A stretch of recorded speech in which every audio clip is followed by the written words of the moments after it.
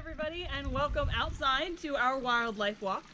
So this is our space that will eventually be open to the public, and it houses our educational ambassadors, or our permanent residents here at Blue Ridge Wildlife Center. So we're out here today to talk about enrichment. So enrichment is a very helpful tool for us, for both our patients in rehabilitation as well as our permanent residents. And it's a tool that we use here to make sure that our patients are both physically and mentally stimulated so that they can be less stressed and happier here, not only for the course of their stay for rehab, but also for the ones that live here full time. So again, enrichment, also called behavioral enrichment or environmental enrichment, is a very broad term that's used to describe adding stimuli to an environment for an animal to make sure that it has both physical and mental health. This can be anything from adding a new branch or new leaves to scents, to puzzles, to games, those kinds of things. It again is a very broad term, and it's very important for again all the animals that come to stay here at the center. So there's a bunch of major groups that these enrichment can fall into, categories that they can fall into, and we try our best to use as many as we can for as many of the animals here, again, to make sure they have a well-rounded experience while they're here.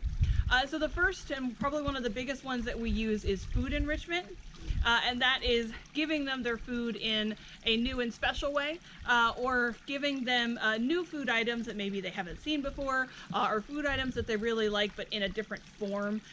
So giving turtles, for example, a large piece of food that they can munch on rather than the smaller cut up pieces, whole fish, live worms instead of rehydrated, things like that to kind of enhance the way they're able to get their food and calories for the day. Another one that we use a lot is something called cognitive enrichment, and that, or manipulative enrichment, and that is giving them a puzzle or just new items that they can touch and play with. So we do a lot of combining as well. Obviously we can make food puzzles, food puzzle boxes. So you've seen those on our YouTube page. We did have a red fox that was very famous for getting these food puzzles and just kind of tearing into them. So it's giving them food in a new way, but also giving them that kind of way that they have to puzzle through obtaining that food, so that they get both their mental and physical stimulation kind of all in one go. Another way that we can use enrichment here is what's called social enrichment, and that's just encouraging animals to kind of socialize together. This is extremely important for the babies that we get here, to make sure that they know what kind of species that they are and how to interact with members of their other species. It also helps sometimes when we have young babies here that we would like them to get some enrichment by learning from older adults that we have. We will often put in juveniles together with adults to make sure that they have that chance to interact with those older ones and kind of learn the things that they're supposed to learn. Sometimes it also helps to reduce stress to have a buddy who knows what they're doing, who can show the new one, how to live in this kind of environment, because for the wild animals that we get in here, it is a very strange and can be very scary situation to be here in rehab. So we want to make sure that they feel as comfortable as possible. One of the last ways that we do enrichment here is just their physical environment. So that's changes to their enclosure that gives them, again, new and interesting ways to interact. This is new branches, this is new hiding spots, anything that's going to change them, change up their space enough for them to kind of interact with and help them, give them new things to do. We also use sensory enrichment here, sounds, smells, to different textures, and again, all of this is to enhance their experience and give them something to think about other than the fact that they're surrounded by scary humans. Another way that we use social enrichment that I forgot to mention is social enrichment between us and our permanent residents. We do this mostly in the form of training. So you've seen training before. If you guys watched our video with Goose, you saw one-on-one raptor training where Jess, our rehab coordinator, rehab manager, was out here putting Jess through the motions that we have them do. Training is very important here. It helps us not only to build the bond between our permanent residents and ourselves to make sure that they feel comfortable with us, but obviously it helps them to feel comfortable when we are out and about at programs, so they can feel that they know what to do and they can feel comfortable with us in these new situations because they kind of have that basis of training. I can't, my computer died, which is fine. Or you turned it off. Again, in rehab, it can be very important to put these in. Enrichment is especially important in rehabilitation for adults to make sure that they feel comfortable here. We spend a lot of time on the physical part, physical habitat changes as a form of enrichment for our adults here. This is making sure that they have enough hiding spots, enough cover to make sure that they don't have to see us if they don't want to. Enrichment is very important for reducing stress, and stress can be a negative when it comes to recovering from the wounds and illnesses that wild animals have when they're here in rehabilitation. So having that stress makes their recovery time longer, which can mean that they have if they're too stressed and their recovery time comes longer, then they're here longer, which can make them even more stressful. So it's a bit of a downward spiral. So we always try our best to make sure that they are fully hidden and have a lot of cover and things like that. So that's one of the more important ones that we use for adults here. For babies, enrichment can be key not only again for helping them with their social cues, but also for introducing them to things that they are going to have to know about when they get released back into the world. A lot of the babies that we get in are very young when they come in, and they haven't experienced a lot of aspects of the natural world, even simple things like leaves and rocks and things like that. So adding those things to their enclosure, giving them those things to manipulate and play around with, can be really important in making sure that when they are released, the world is not as scary as it's going to be. It's very big, a lot of new information, and it's really good to give them some of that information before they're released into the wild. So today, while we're out here, we're going to show you our turtle pond, which is over here to my right, and we're going to put our two box turtles, Shelly and Quasi, who you guys have met before, into this space. This space is really great for us. Has a couple of features. It has a dry land feature that we're going to focus on today with our land tortoises, as well as having this large pond. Please excuse the algae. It is winter algae that's grown, and we are going to have to clean that out before our wood turtles can get some playtime in there. But this is going to be a nice daytime spot. This allows our box turtles to get not only some natural sunshine, which is good for their health, but also allows them to get some time exploring. There they go.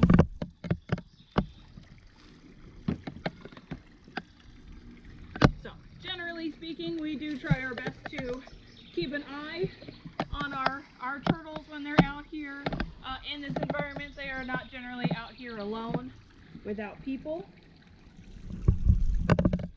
just to make sure everybody is safe in this enclosure.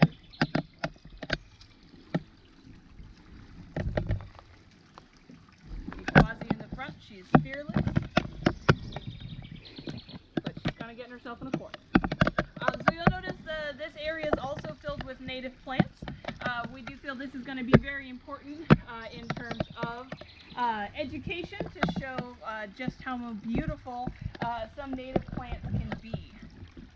So this is important for not only for us here at the center in our environmental and educational message, but also for our education animals, getting to be introduced to these kinds of things. Obviously, it's not easy to do this kind of setup in their indoor enclosure, so they'll get the benefit of that by getting to hang outside from time to time.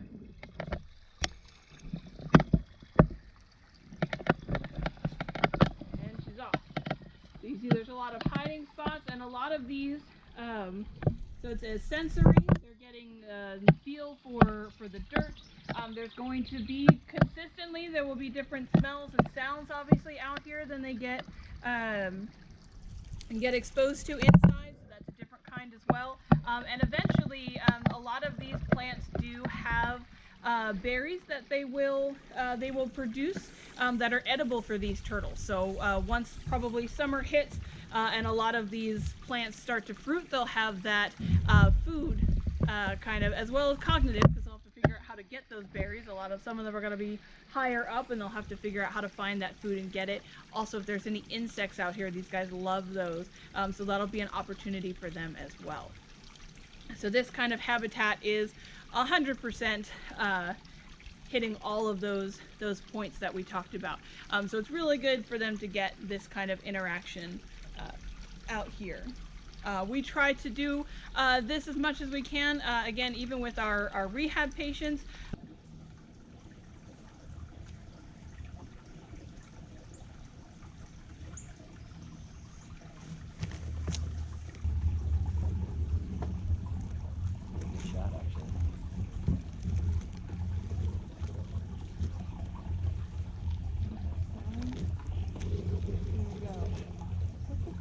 Doing?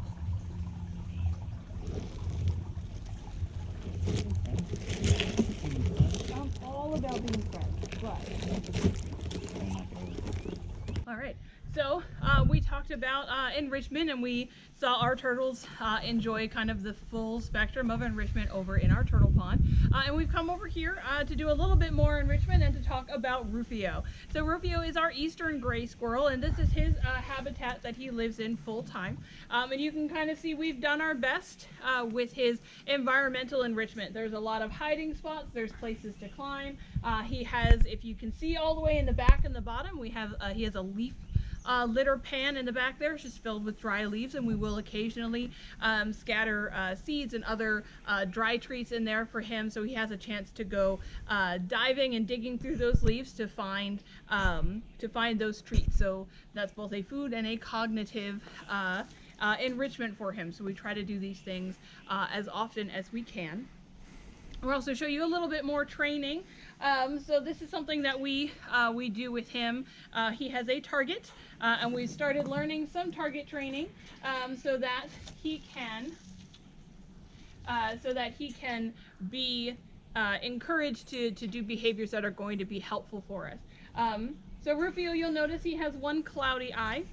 When he was a baby, his nest was cut out of a tree accidentally. They took the tree down and discovered the nest afterwards. When his family was discovered in that nest, they were brought into the center to be raised. He was only about 3 weeks old at the time. So when his eyes opened for the first time at about 5 weeks, we noticed he had a cloudy eye. So his left eye is clouded. It either didn't develop or had an injury to it that pretty much as soon as it opened, it was useless. So he can't see anything out of his left side, which is sometimes there's a delay for him in finding the target. Good job. Oh, right here. Nope, he dropped it.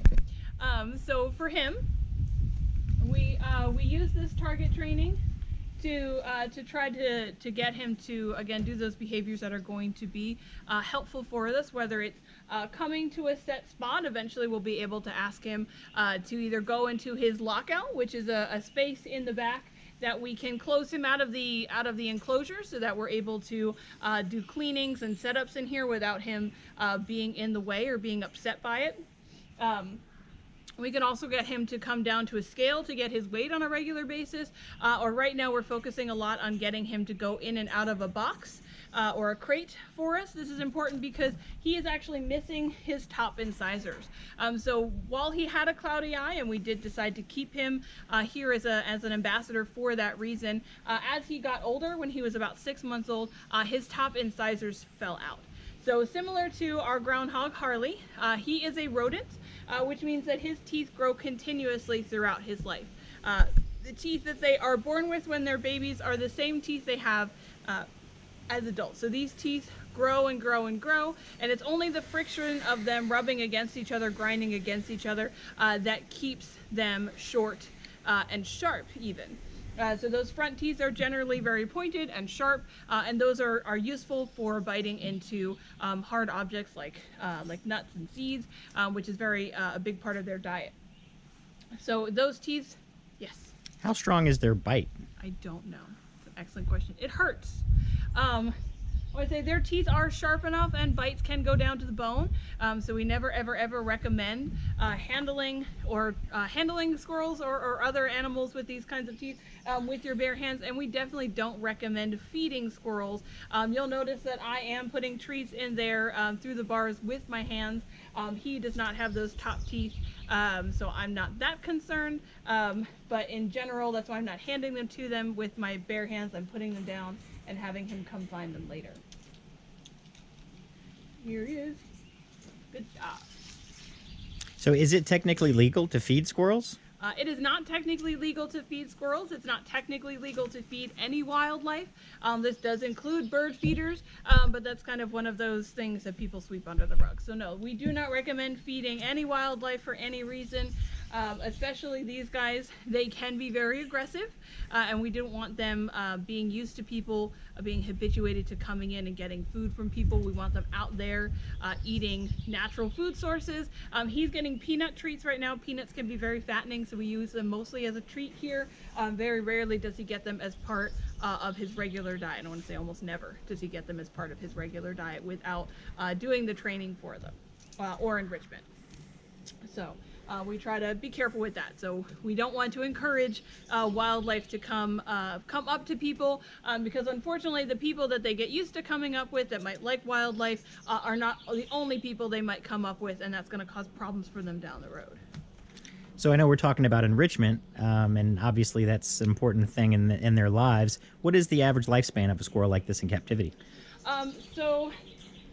In the wild, these guys are going to live maybe 4 to 5 years. In captivity, he could live twice that. He's going to be turning 5. Actually, I guess he's turned 5 now. He was born in March of 2015, so he came into us about that time. So he's 5 now. So he's about middle-aged for a squirrel, and doing fairly well, I would think. So they have some great features. One of the ones that I absolutely love about them is the fact that they can turn their feet, their back feet, 180 degrees. I don't know if you've seen him do this while he's climbing around. We'll see if I can get him to. You missed it. There you go. We'll see if I can get him to go up and then climb back down. But you'll notice when he goes up high and then comes back down, he turns his feet 180 degrees, and this allows him to be, there he goes, head first, but with his toes pointed upwards. This allows them really great control as they're climbing down the sides of trees. And those really long fingers with the long claws, it's almost like having Velcro, so they have a really strong grip on the tree. They're able to go up and down really fast, as well as climb on the underside of branches. They also have that awesome fluffy tail, which is used for a couple of things. One is for balance. Again, when you're running really fast along trees, it's good to have that counterbalance so you don't fall from side to side. It's also one of the features that allows them to run all the way to the end of the branch and those skinny little outcrops, and then jump from those to the skinny outcrops of the neighboring tree. So they use their tail a lot to help leverage those. It's also a good tool for communication. So they are going to, when you see them, they have their tail in different positions to kind of indicate the mood that they're in. For education purposes, a waving squirrel, a squirrel that's waving his tail, is not a happy to see you squirrel. That's usually a very angry squirrel, warning neighboring squirrels to not come any closer. He has treats that they don't want to share.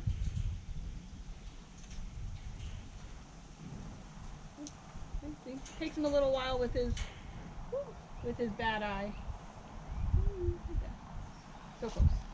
There you go. So we have made a bit of a puzzle for him today to kind of show one of the other ways that we do enrichment here at the center.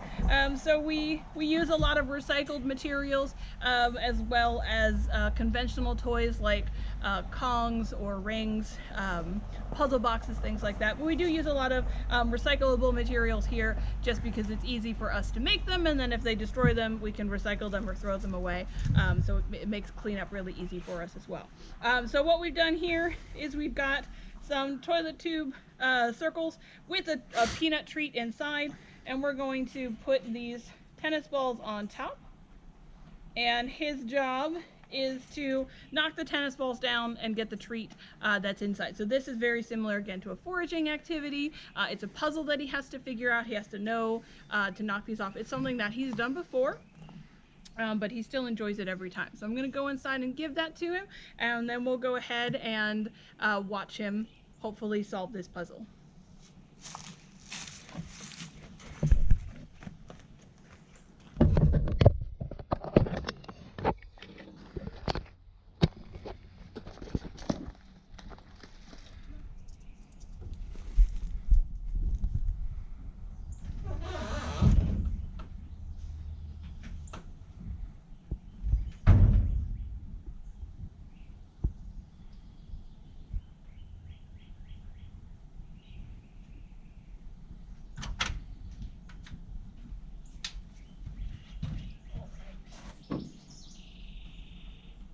So he's in his lockout now, which allows us to come in and put that toy down.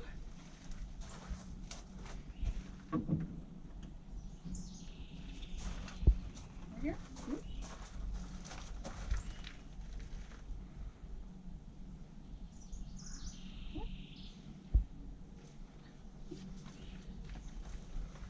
There it goes.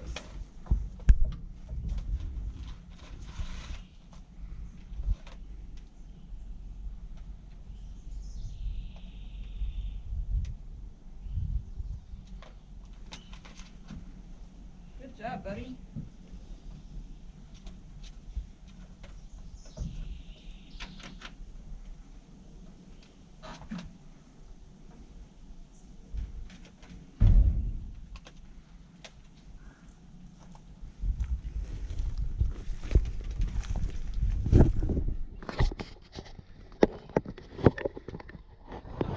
More.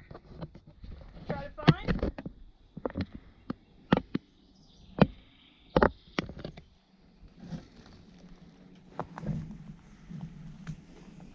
So close.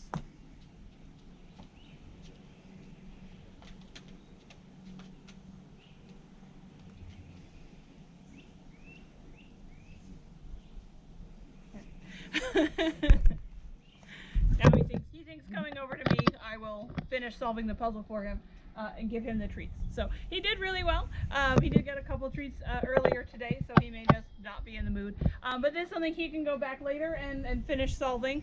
So that's something, and we generally will come clean it up in the afternoon so that next time we give it to him, it will be new. There he goes.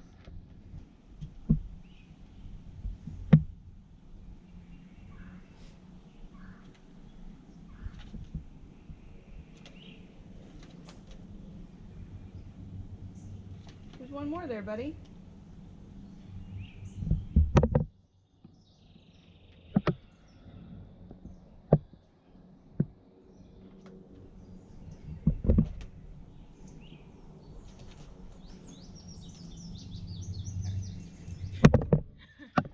All right, well, thank you guys so much.